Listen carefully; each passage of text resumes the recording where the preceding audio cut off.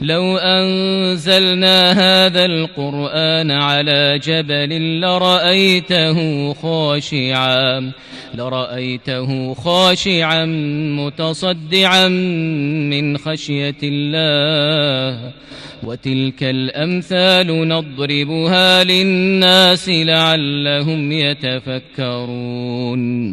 هو الله الذي لا إله إلا هو عالم الغيب والشهادة هو الرحمن الرحيم. هو الله الذي لا إله إلا هو الملك